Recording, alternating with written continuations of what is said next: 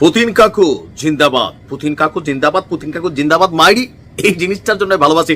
Putin কাকুর fan follower কারা আছেন একটু কমেন্ট করবেন, আর ভিডিওটা ভালো লাগলে শেয়ার করবেন। তবে চীনেরও ডিফারেন্ট ভূমিকা দেখছি।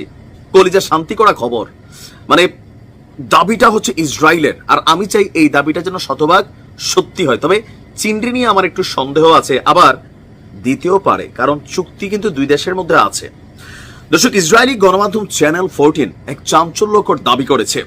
তাদের দাবি, তেহরান এবং তেল আবিবের মধ্যে যেই যুদ্ধ চলছে, এই যুদ্ধে চীন এবং রাশিয়া শুধুমাত্র কূটনৈতিক বা বক্তব্যের মাধ্যমে ইরানকে সাপোর্ট দিচ্ছে না।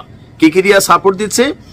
ইরানকে ক্ষেপণাস্ত্র সহ বিমান চালান পরিবহনেও আপনার সহায়তা করছে। বেইজিং এবং মস্কো উভয়ই ইরানের উপর হামলার জন্য ইসরায়েলের নিন্দা করেছে। চীনের পররাষ্ট্রমন্ত্রী ওয়াং ই তিনি পূর্ণ সমর্থন ইরানের প্রতি কিন্তু ব্যক্ত করেছেন, পাশাপাশি রাশিয়াও করেছে। তবে চীনের এই শীর্ষ কূটনীতিকের যে বক্তব্য আর রাশিয়ার যে বক্তব্য, এগুলাকে ভিন্নভাবে দেখছে ইসরায়েল। কারণ এই যে গেল 3 দিন যাবৎ ইরান একের পর এক যে সফল হামলাগুলা চালাচ্ছে বা যেই ক্ষেপণাস্ত্রগুলো ছড়ছে, বলা হচ্ছে এগুলার মধ্যে যে যন্ত্রাংশগুলা, মানে একটা ক্ষেপণাস্ত্র ব্লাস্ট হওয়ার পরে ওইটা বিভিন্ন মেশিনারিজগুলো ছড়াই ছিটাই থাকে, ইসরায়েল এগুলোকে কালেকশন করছে, কইরা সেগুলোর উপরে পরীক্ষা নিরীক্ষা চালাইয়া চীনা যন্ত্রপাতি এবং রাশিয়ার তৈরি যন্ত্রপাতি এই ক্ষেপণাস্ত্রগুলোর মধ্যে তারা পেয়েছে। তো তাদের বক্তব্য, আপনার গত জুন 6 যুক্তরাষ্ট্রের 10 জন ব্যক্তি, মানে এই জুনের 6 তারিখে যুক্তরাষ্ট্রের 10 জন ব্যক্তি এবং 7 জন প্রতিষ্ঠানের উপর যে আর্থিক নিষেধাজ্ঞা আরোপ করা হয়েছে, ওয়াশিংটন বলছে এসব ব্যক্তি, আচ্ছা এটা মেইন বিষয় হচ্ছে আমেরিকা কয়েকটা প্রতিষ্ঠানের উপর নিষেধাজ্ঞা করছিল আপনার চায়নার, আর এই প্রতিষ্ঠানগুলো বেসিক্যালি ইরানের সাথে ব্যবসায় যুক্ত।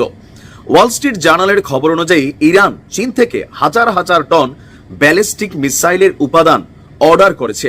লেনদেনের সাথে পরিচিত সূত্রগুলো বলছে যে তেহরান যুক্তরাষ্ট্রের সঙ্গে পরমাণু কর্মসূচির ভবিষ্যৎ আলোচনা করার সময় সামরিক সক্ষমতাকে পেছন থেকে পুনর্গঠিত করছিল, আর সেই পুনর্গঠিত করার সময় ইরানের পক্ষে চীন এবং রাশিয়া এই সামরিক ইকুইপমেন্টগুলো সরবরাহ করেছে, মানে ইরানকে সামরিকভাবে শক্তিশালী করেছে, যেন আমেরিকা যতই চাপ দেয় ইরান যেন পরমাণু চুক্তি থেকে সরে না আসে।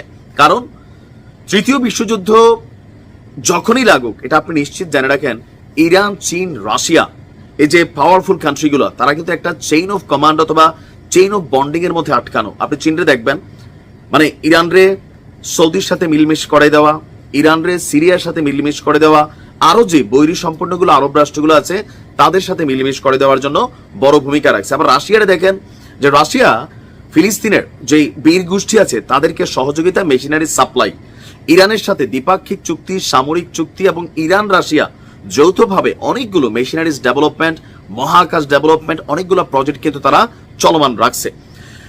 এখন ইরান এবং রাশিয়া এই বিষয়ে তারা কি বলছে? তারা বলছে যে ইসরায়েল তাদের বিরুদ্ধে এটা একটা হাস্যকর অভিযোগ তুলেছে। তার মানে কি রাশিয়া চীন দেয় নাই? না, দিছে, আমার ধারণা দিছে।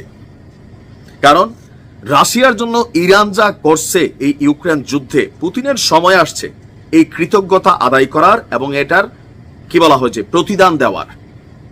আর অপরদিকে আপনার ইন্টারন্যাশনাল লেভেলে বিভিন্ন জনমত অথবা যে আন্তর্জাতিক সংস্থাগুলো আছে, সেখানে ইরানের পক্ষে সর্বোচ্চ লেভেলে কিন্তু ফাইট করে যাচ্ছে ইরান এবং রাশিয়া এবং চীন।